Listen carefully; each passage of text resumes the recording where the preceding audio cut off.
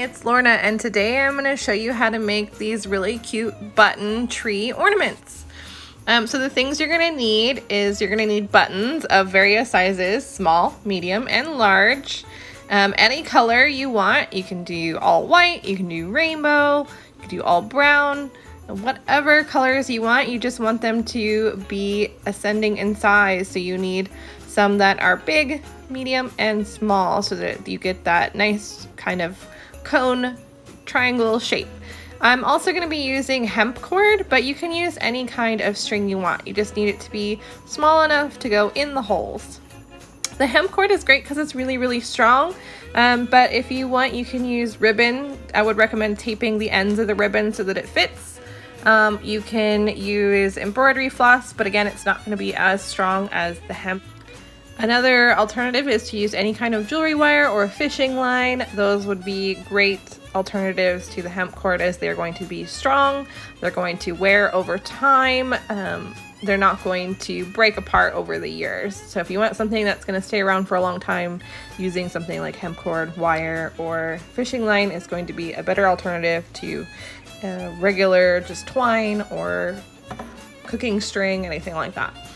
So what you want to do is I'm going to be starting from the bottom to the top, and that's so that I can do a nice knot at the top. You could add a little funky bead to the top, or you can add like this shiny sparkly button to the top if you wanted a tree topper. I'm going to forgo that. Like, this would be pretty cute at the top, something a little bit shiny, but I'm just keeping these very simple and using only buttons.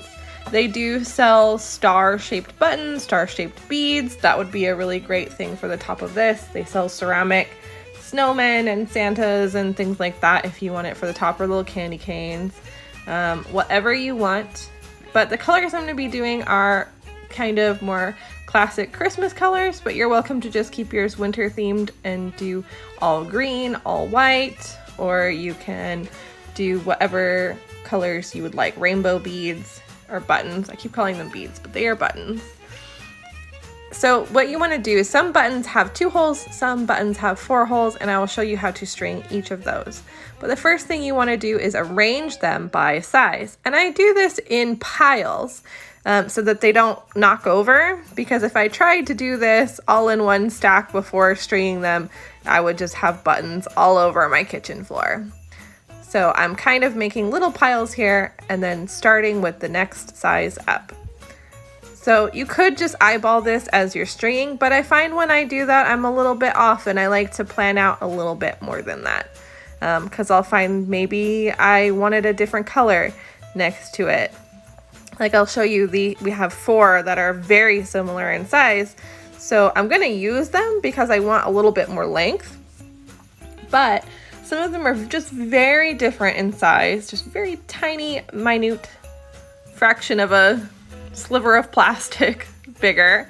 So I want to arrange them, and I may determine that the color is what's going to be my biggest deciding factor. Maybe I don't want 2 red stacked next to each other. Maybe I want 2 green stacked next to each other. It really just depends on your style and what you want. Also, some of these buttons have a little bit more dimension to them, so they're thicker, and I'm also thinking about the width of the buttons. So play around with your buttons, make your piles, and then I will show you how to string them.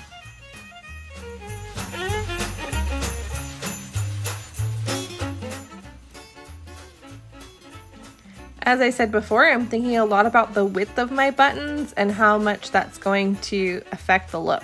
So if you look here, some of my buttons are thin, some of them are thick, and that's going to create some ins and outs, just like a natural tree where the branches will be thinner and thicker in some areas.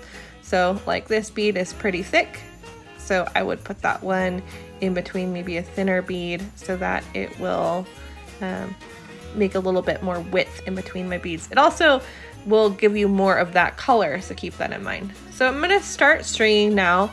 I'm going to start with my base.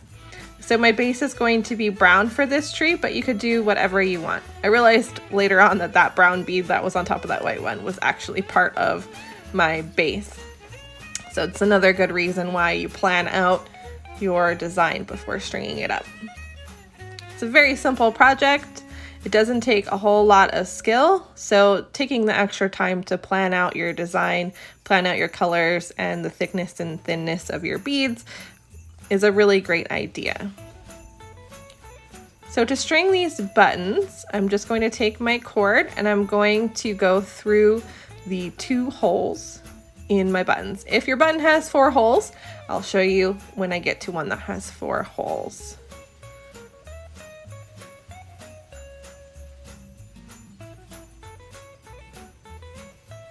So I have about a foot long piece of string here, but if you want, you can make it a little bit longer so that you have an easier time tying, or you can make it shorter if you plan on just making it stand on a table and you're not turning it into an ornament.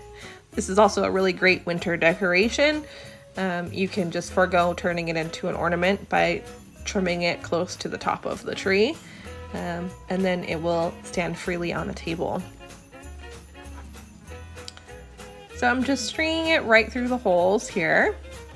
When I get to a bead that has 4 holes, what you want to do is you want to make it so that your string goes diagonal and not directly across. So this one, for example, has 4 holes. You don't want to go directly across, you want to go diagonal, and I'm going to show you exactly what that looks like. I'm going to put my string in one hole and then the other. And if you go directly across, like right next to, instead of on a diagonal, what will happen is that your button may be skewed, not by much, I'll give you that. It won't be skewed by much. And you may actually want to incorporate some of that into your design if you want kind of a topsy-turvy tree. So that's another way you can customize your tree. But for me, I want a nice straight up and down tree. So I'm going to go directly across from the hole. So I'm going to do a diagonal. And that's really all there is to it, is I'm just going to continue to string these.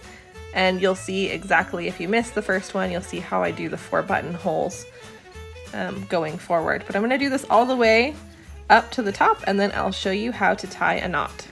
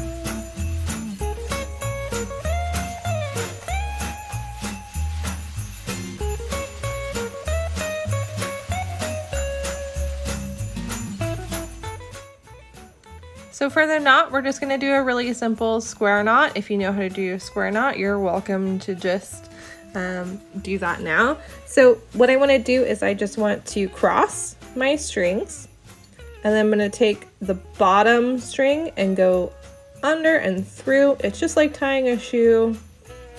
I'm gonna do that twice, so it's gonna be a double knot, and that's what makes the square. So I'm gonna go cross, take my bottom one, go over and under. And that's the same knot that I'm gonna do for the top. So I'm gonna go a little ways up. If you're making a set of ornaments, you wanna make sure that the loops are all the same size. That way, are relatively the same size. You don't have to be super perfect, but you don't want to have a big, huge loop and then a really small loop. You want them to be pretty consistent if they are going to be in a set. So I'm going to go ahead and do the square knot at the top. You could tie a fancy little bow here, especially if you're using a fancier type of string. But I like that these are very simple looking ornaments, and so I don't want to get too fancy with it. So I'm just gonna trim those off pretty short. If you want, if you feel like your string is a little bit slippy, like especially with some types of twine or some types of like a silky kind of thread or something like that, you want to make sure that you put a little bit of glue on that knot just so that when it's hanging it doesn't come undone. Specifically if you're using something like a fishing line, you might want to do a sailor's knot instead of a square knot, and you might want to look that up. But that will help you so that it doesn't come undone, or just leave your ends a little bit longer. So here we have our ornaments. Thank you so much for watching, and I hope that you try these out. If you do, go ahead and show us at WA_mixed on Instagram. Thanks for watching. Bye.